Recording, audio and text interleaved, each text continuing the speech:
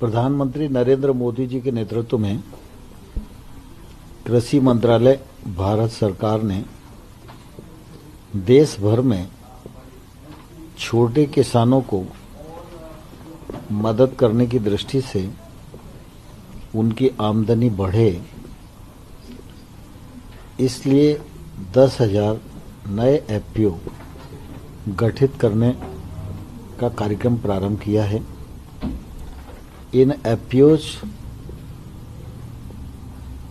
को खड़ा करने की दृष्टि से 5 साल में 6,850 करोड़ रुपया भारत सरकार खर्च करने जा रही है। मुझे प्रसन्नता है कि आज इस योजना के आरंभिक अवसर पर शहद से संबंधित नेफेड के द्वारा 5 एफपीओ शहद उत्पादन की दृष्टि से उनकी शुरुआत की गई है। शहद का हमारे जीवन में भी महत्व है और शहद का व्यापारिक दृष्टि से भी महत्व है। शहद के उत्पादन में हम दुनिया में तीसरे नंबर पर हैं और अगर एक्सपोर्ट को देखें तो हम 6वें नंबर में। भारत सरकार हनी मिशन का भी संचालन कर रही है। आत्मनिर्भर पैकेज के अंतर्गत भी 500 करोड़ रुपए का प्रावधान इस काम के लिए किया गया है और मुझे विश्वास है कि पश्चिम बंगाल, बिहार, मध्य प्रदेश, राजस्थान, उत्तर प्रदेश में जो आज 5 एफपीओ बने हैं, इन 5 एफपीओ में 2,000 से अधिक किसान जुड़े हैं। ये सब मिलकर काम करेंगे तो इन किसानों के जीवन स्तर में बदलाव आएगा, इनकी आमदनी बढ़ेगी। यह कार्यक्रम बहुत सफल हो, इस मामले में सरकार पूरी ताकत के साथ काम कर रही है और हनी की दृष्टि से भी ये एफपीओ और राज्यों में बने जहां अलग अलग प्रकार के शहद का उत्पादन हो, इस दृष्टि से भी काम किया जा रहा है। मैं इस अवसर पर किसानों को बहुत बधाई और शुभकामनाएं देता हूँ।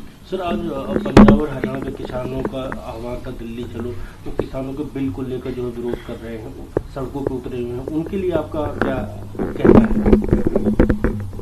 भारत सरकार प्रधानमंत्री नरेंद्र मोदी जी के नेतृत्व में किसानों के हितों के प्रति पूरी तरह प्रतिबद्ध है। मोदी जी ने प्रधानमंत्री बनने के बाद गांव, गरीब और किसान, इसकी उन्नति को हमेशा प्राथमिकता पर रखा है।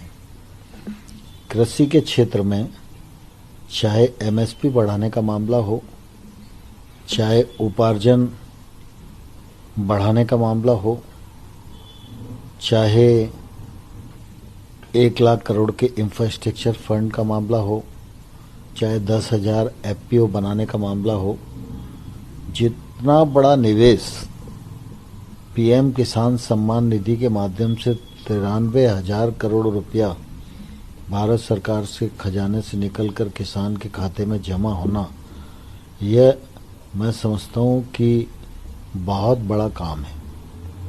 और जहाँ तक रिफॉर्म का सवाल है, नए कानून बनाना ये समय की आवश्यकता थी और आने वाले कल में ये नए कानून किसान के जीवन स्तर में क्रांतिकारी बदलाव लाने वाले हैं।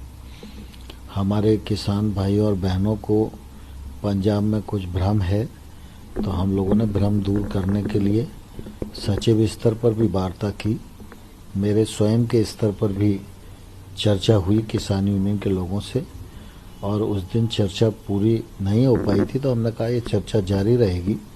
तो मैंने 2-3 दिन पहले ही सभी किसान यूनियन को 3 दिसंबर को पुनः बैठने के लिए अनुरोध किया है। मैं आपके माध्यम से सभी किसान भाइयों और बहनों को अनुरोध करना चाहता हूं कि सरकार पूरी तरह चर्चा के लिए तैयार है।